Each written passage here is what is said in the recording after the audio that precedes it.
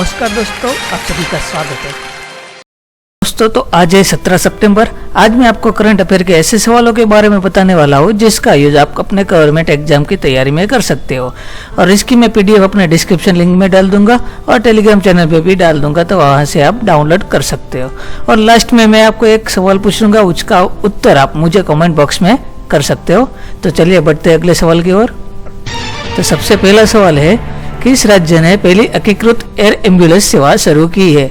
जी हाँ, मैं अगले वीडियो में आपको ये सवाल पूछा था और उसके ऑप्शन कुछ इस तरह है: कर्नाटक, गुजरात, दिल्ली, मध्य प्रदेश। इसका जो सही जवाब है वो है कर्नाटक। जी हाँ दोस्तों, कर्नाटक है इसका सही जवाब। और कर्नाटक के मुख्यमंत्री BS येदियुरप्पा ने यह सेवा शुरू की थी।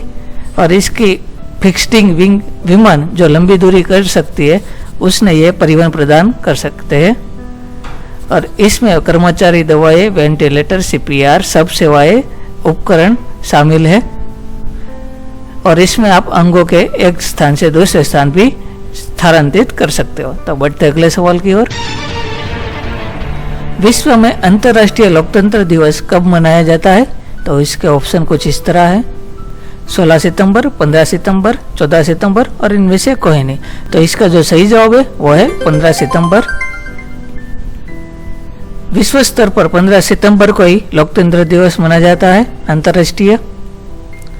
इसकी शुरुआत 2007 में हुई थी, जब संयुक्त राष्ट्र ने इसकी पहली सम्मेलन भरी थी।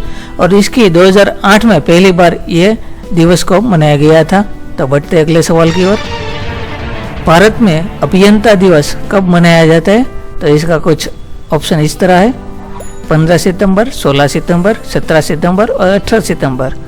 तो इसका सही जवाब है वो है 15 सितंबर दोस्तों। साल 1968 में इस दिन को मनाया जाता है।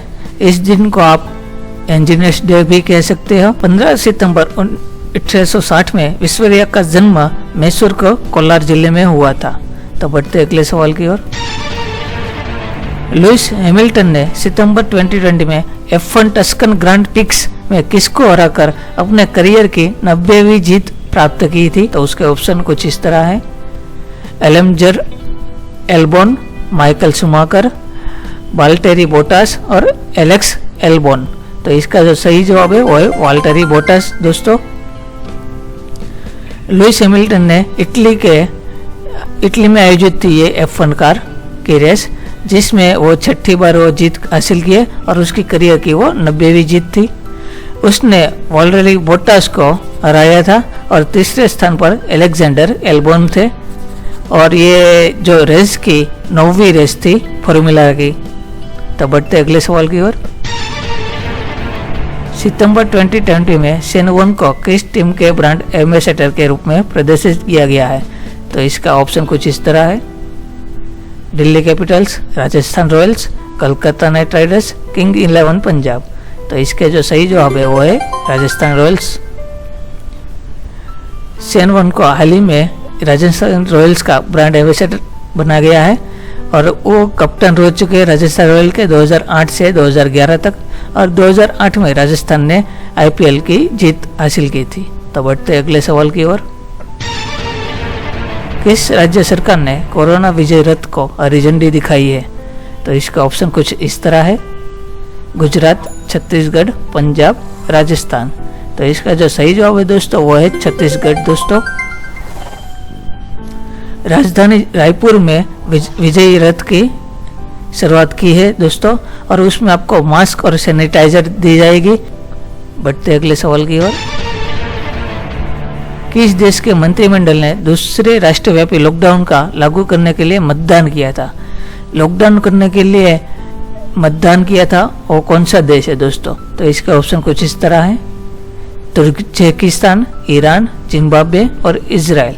तो इसका सही जवाब है इजराइल दोस्तों। जी हाँ, इजराइल में ही दूसरी बार लॉकडाउन के लिए मतदान किया गया था। उसके प्रधानमंत्री बेंजामिन नेतन्याहू ने 3 सप्ताह के लिए लॉकडाउन जारी किया हुआ है। तो बढ़ते अगले सवाल की ओर। हरिवंश नारायण सिंह को किस पद के लिए फिर से चुना गया है? कुछ ऑप्शन इस तरह है: राज्यसभा के सभापति, लोकसभा के सभापति, राज्यसभा के उपसभापति और लोकसभा के उपसभापति। तो इसका जो सही जवाब है वो है राज्यसभा के उपसभापति। यूपी के बलिया जिले में हरिवंश नारायण को एनडीए की तरफ से उपसभापति बना गया है और इसकी जो उम्मीदवार सामने के थे वो बीके हरिप्रसाद को 105 वोटों से हराया था। उसका हरिवंश नारायण सिंह का जन्म 30 जून 1956 में बिहार में हुआ था। तो बढ़ते अगले सवाल की ओर। एशियाई विकास बैंक के कार्यकारी निदेशक के रूप में किसे नियुक्त किया गया है? तो उसके ऑप्शन कुछ इस तरह है, समीर कुमार खरे, राजेश खुल्लर, कमला हैरिस और इनमें से कोई नहीं। तो इसका जो सही जवाब है वो है समीर कुमार खरे। एसीसी ने समीर कुमार खरे को एशियाई विकास बैंक के मतलब मनीला ब्रांच के नियुक्त किया गया है और वो 1989 के बैच के आईएएस अधिकारी भी रह चुके हैं और उसको 3 वर्ष के लिए ये पद के लिए नियुक्त किया गया है। और एशियाई विकास बैंक के अध्यक्ष है मात्सुंगु एस्कावा और उसके बैंक का मुख्यालय माटलुंगु फिलीपींस में है और उसका जो स्थापना हुई थी वो 19 सितंबर 1966 में हुई थी। तो बढ़ते अगले सवाल की ओर।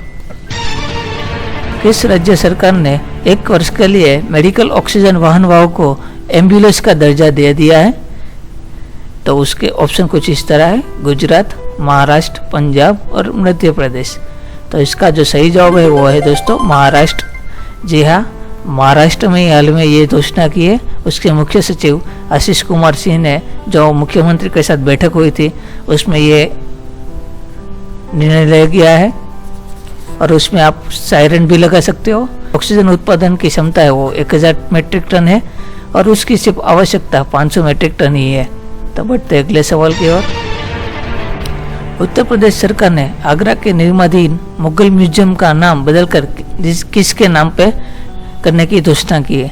दोस्तों ये सवाल आपके लिए और इसका जवाब आप मुझे कमेंट करके बता सकते हैं। तो इसका जो ऑप्शन है कुछ इस तरह है, छत्रपति शिवाजी महाराज, महाराज अशोक चक्र, महाराज जयराज सिंह और रानी लक्ष्मीबाई। तो इसका जवाब आप मुझे कमेंट करके बता सकते हो और मिलते हैं कुछ नए सवालों के साथ। तब तक के लिए जय हिंद।